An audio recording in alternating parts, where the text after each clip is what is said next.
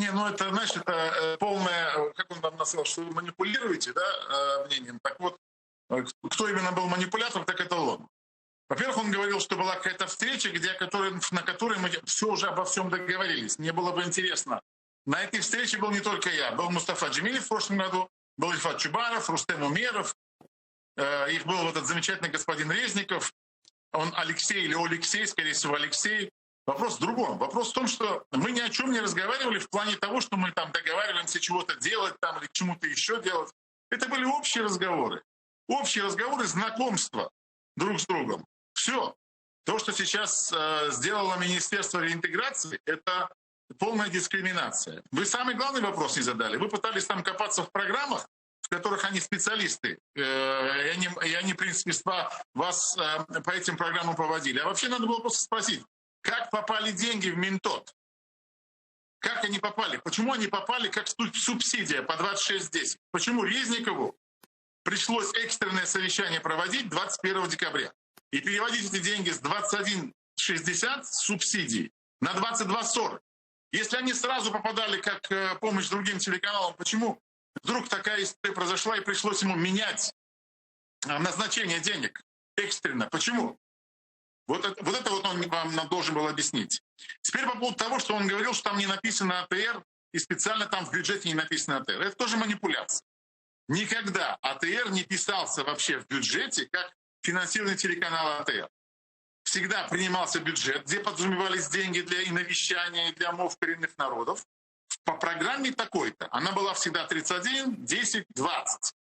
В прошлом году и в этом году 31, 10, 80. Почему в прошлом году появился там АТР? Это потому что впервые был Зеленский президентом и принимался бюджет.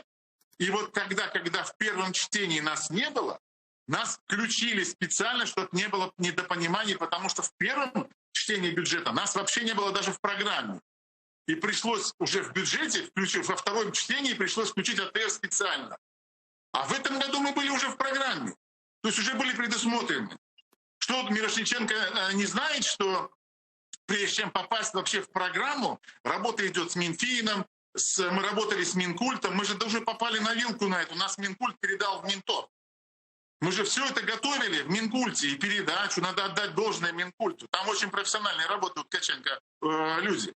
И они очень свою работу правильно сделали, очень четко сработали. А Мирошниченко за счет того, что Минтот просил 250 или там сколько они там денег просили на министерство, а получили только 350 миллионов, из них 298 миллионов телеканалу «Дом», замечательному, и 50 миллионов наши деньги. Ну, «Дом» у них просто зубов не хватает напасть и там что-то там ковыряться. А мы оказались беззащитны. Вот и все. Плюс Мустафа у нас, получается, в партии оппозиции власти. И это тоже один из элементов, тот, который говорит о том, что они хотят давить таким образом на Мустафа.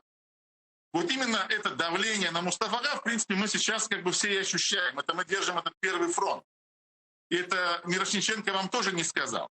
Поэтому все это в полном виде манипуляция. 14 мовников, которые появились через 7 лет оккупации Крыма, которые заботились о Крыме, почему их нет на суде сегодня у Мустафы Джемилева в Крыму? Почему их не было, когда меня судили в Крыму? Где они были, когда была блокада Крыма, эти мовники все? Где вообще они, когда они вообще появились все? Мало того, Мирошниченко не сказал, что в январе месяце он разослал всем этим мовникам так называемые письма, где запросил, а вот дайте, пожалуйста, требования, что вы тоже нуждаетесь в финансировании. Это чистым образом манипуляция. Он просто не знает крымских татар. Ни Мирошниченко этот где-то в какой-то стране жил непонятный, ни Резников. Потому что если крымских татар, на самом деле мы уже 30 лет в этой стране живем, и 30 лет мы боремся за место под солнцем здесь. Не в АТРе дело вообще, ни при чем АТР здесь совершенно. Здесь именно политический статус крымско-татарского народа. Сегодня АТР, завтра будет Меджлис. Меджлис, Мирошниченко вам не сказал, а русские уже там говорят. Они говорят, Меджлис не зарегистрированная организация. И что теперь? Не надо разговаривать теперь с Меджлисом, не надо разговаривать с представительским органом крымских татар, не надо его поддерживать. Как вы будете его поддерживать, если его нет на самом деле в бюджете и нет где-то еще? Об этом Мирошниченко не сказал? Все лидеры стран встречаются с представителями Меджлиса и с представителями Конгресса. Все дипломаты, все какой бы ни были, присутствуют в телеканале АТР. пишут нам письма. Такие как балтийские страны, как Латвия, Литва, вообще не понимают, что происходит второй год подряд.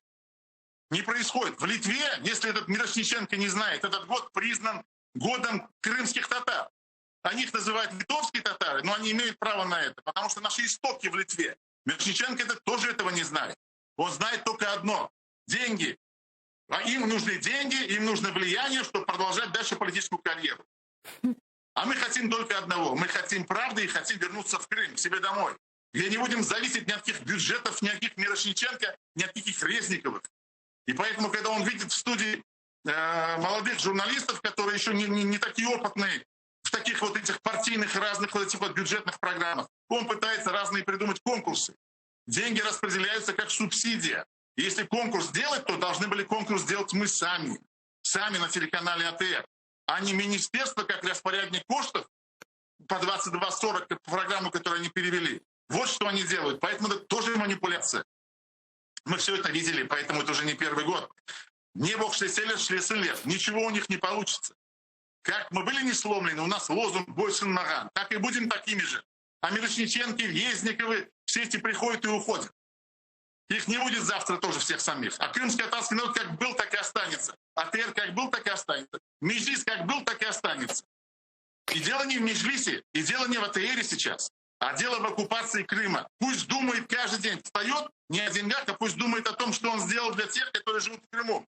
Что он сделал для них? Что он отменил, что он облегчил? Что он помог тем людям, которые политзаключенные, они сидят там? Что он думает о Сервере Мустафаеве?